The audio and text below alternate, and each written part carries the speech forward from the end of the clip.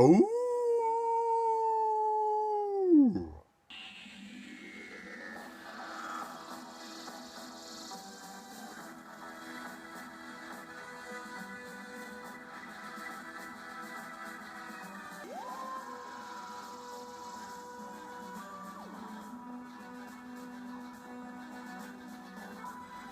Tooth and Claw by Russell T Davies, and is of course episode 2 of series 2 of Doctor Who. And Tooth and Claw tells the story of the Doctor and Rose landing in 1979 Scotland, where they meet Her Majesty herself, Queen Victoria. We are not amused! And as they are welcomed into Torchwood House by the Queen, sadly, a group of warrior monks surround the house, and their leader puts a werewolf in there to kill the queen, so he will take the throne. And so once the werewolf breaks out, all hell breaks loose, and it becomes the ultimate fight for survival and a race against time to defeat the werewolf and protect the queen. I don't understand why a lot of people don't really love this episode. They don't hate it, but they don't consider it anything special. They just consider it one of those decent filler episodes. But I have to say, I think this episode is vastly underrated. I absolutely love it, and it is one of my favourite stories of Series 2. For one thing, Queen Victoria is absolutely fantastically portrayed in this episode. I mean, the actress, props to her. She is Queen Victoria in the 21st century, and I love how this is a historical story because we don't get them very often, and we get to see David Tennant use his actual accent, his Scottish accent. Yeah, that was hilarious when he was pretending to be Scottish, because obviously they landed in Scotland, and even Rose gets a lot to do in this episode. She's captured by the monks and held captive with the staff of Torchwood House, with the host in the cage, and it's hilarious how Rose is trying to make Victoria safe throughout the entirety of the episode. Her famous catchphrase, "We are not amused," to which this obviously aggravates Victoria, but it's great comedy. And Doctor and Rose come to a conclusion at the end, because Victoria was bitten by a werewolf, that the royal family technically are werewolves, and so yeah, that's something to think about. I even love the look of Torchwood House. It's dripping with atmosphere and so old and authentic, which is the perfect setting for a horror episode as this. I even really like the warrior monks. They were great antagonists, and their leader, he was a dick. Oh my god, I just hated him. And the monks were a formidable force. They do these really cool acrobats in the opening, and god, that opening was amazing, where they just takes Torchwood House by complete force and lock the man of Torchwood House. They lock his wife and the other staff in with the host, and they don't show the host to keep the viewers in suspense of, oh my gosh, what is that?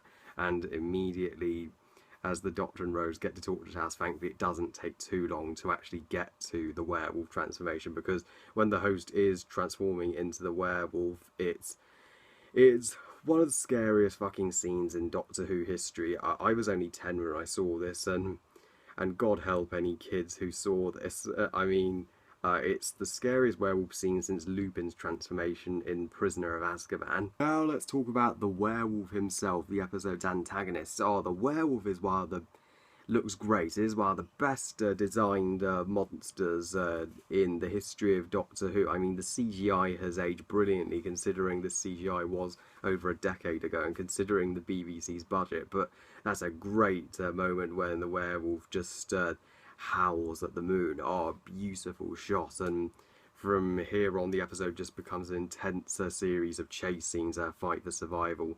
And it's great how this werewolf, he's a real challenge. He's near unstoppable. Even bullets can't kill him, nor sword can penetrate him. And it's a very heroic moment when the man of Torchwood House sacrifices himself to save the Doctor, Rose and Victoria. I mean, and the moments when the werewolf does kill his victims are quite horrific to see, but thankfully it's not too graphic. There's no blood, because yeah, you can't have a Doctor Who episode rated R. You've got to please the kids as well. But our heroes have got to have some advantage and fight against this thing, and thankfully they do. Thankfully, the lady of the house, who is another great character, by the way, she discovers with the maidens that the wolf dislikes mistletoe. That's his kryptonite. So she throws mistletoe oil on the wolf to save Rose,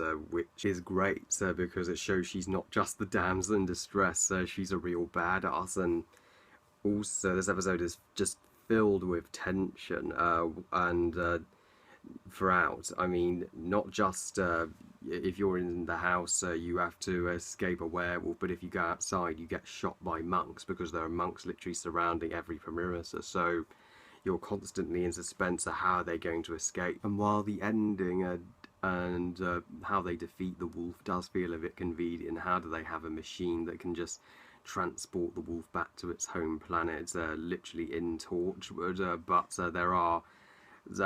there are some consequences to this ending. Victoria, she does sadly get bitten by the wolf, but thankfully survives. So it's both a combination of a happy and sad ending. And even when Victoria knights Rose and the Doctor for saving her, she does not like what they've brought into her world, and she just loses it and orders them to leave. And I'm like, well, Victoria, why are you blaming them, mate? It wasn't their fault that you almost got killed. They freaking saved your ass. I mean, without them, you wouldn't be here. And at the end, it hints of the creation of Torchwood, which is obviously one of Doctor Who's spin-off shows, where she says if the Doctor should return, we'll be waiting for him. So that was a great backstory to how Victoria did found Torchwood. But yeah, the episode did make her feel very much like a villain.